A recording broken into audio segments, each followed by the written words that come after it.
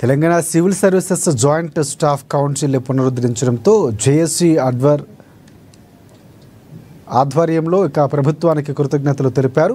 రాష్ట్ర స్థాయిలో ఉద్యోగుల సమస్యల పరిష్కారం కోసం Telangana civil services joint staff కౌన్సిల్ను 12 ఏళ్ల తర్వాత విజయవంతంగా పునరుద్ధరించడంపై హర్షం వ్యక్తం చేశారు. మిగిలిన సమస్యలను కూడా తెలంగాణ ప్రభుత్వం పరిష్కరిస్తుందని వారు ఆశాభావాన్ని వ్యక్తం చేశారు.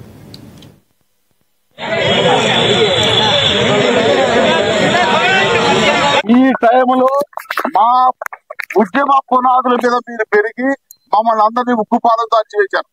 మా ప్రజాస్వామ్య స్వేచ్ఛ ధరించారు. మీ వరకే పదవులు పొందారు.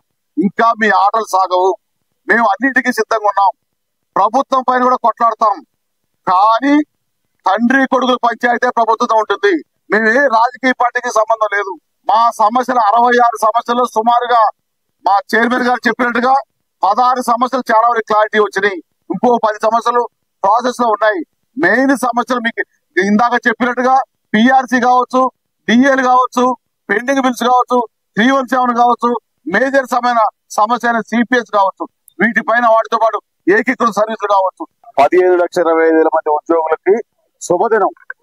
గత దశాబ్ద కాలం క్రితం మా హక్కులు రాయితీలు ఉక్కుపాదంతో అణిచివేసి ఉద్యోగ సంఘాల అస్తిత్వమే లేకుండా చేసిన తదుపరి ఈ రోజు ఉద్యోగ సంఘాలకి మేము బెదిరించుకొని ఏదో ఇదో నడిపించాం. కానీ ఈ నిన్నటి నుంచి ఈ రోజు మాకు రాజ్యాంగబద్ధంగా ఒక joint staff council, civil service joint staff council state లెవెల్లో 9 పర్మనెంట్ సంఘాలు, 6 రొటేషన్ బేసిస్ లో 12 మంది అఫీషియల్స్ తోటి రాష్ట్ర వ్యాప్తంగా కమిటీ కాకుండా జిల్లా లెవెల్లో జిల్లా కలెక్టర్ల చైర్మన్ గా, ఆయా డిపార్ట్మెంట్ల హెచ్ఓడిల డిస్ట్రిక్ట్ ఆఫీసర్ అధికారులతోటి ఆ జిల్లా జాయింట్ స్టాఫ్ కౌన్సిల్ సంఘాలతో ప్రతి 4 నెలలకి